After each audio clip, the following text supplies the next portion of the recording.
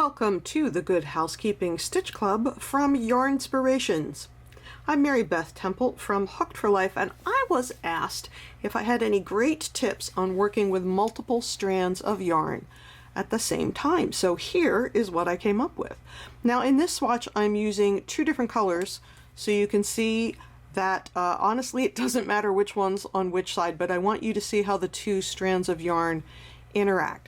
So it's important when you're knitting or purling to make sure that you're getting under both strands of yarn at the same time. And what I do out of habit, you might have noticed me do it.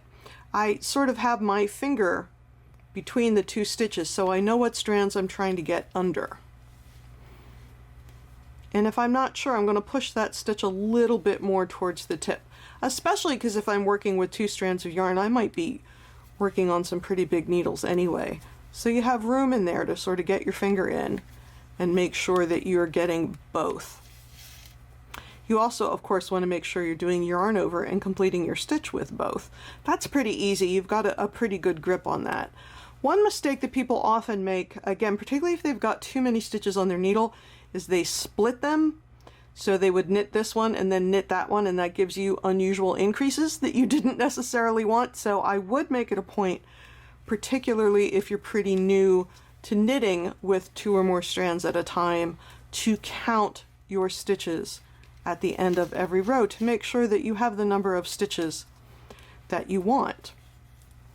Now, I used two separate skeins, obviously, because I have my pink and I have my gray, and I'm using the center pull ball function. Now, what happens if you only have one skein of the yarn and you have to knit it double?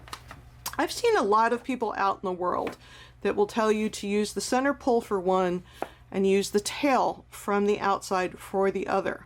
And I don't agree with that information, and here is why. If I'm pulling my center pull out, it wants to come out nice and straight.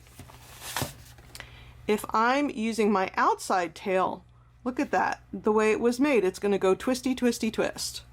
So what's going to happen as you start to move forward with your project is they're going to go twisty, twisty, twist around each other.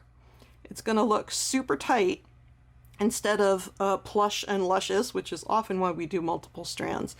And it could eventually start to tangle up on itself. If you've got it too twisted, now it's not going to do it because I want it to. But if you get your yarns too twisted together, they're going to want to tangle up. They're going to do that out of habit. They're going to try and twist back on each other, and that's really unfortunate. So in the case where I have to use two strands of yarn and I've only got one ball, I will literally wind it into two. You can eyeball it, you know, juggling the two balls in your hand until they're about the same weight. What I use is a kitchen scale, and I weigh my skein, and then I keep winding a ball until I have half of that weight. I keep weighing it and checking it till I have about half, and then I know that I have two balls of yarn from the same ball of yarn that are the same weight. They're going to end at about the same time. So those are my fabulous tips for working with two strands of yarn at the same time.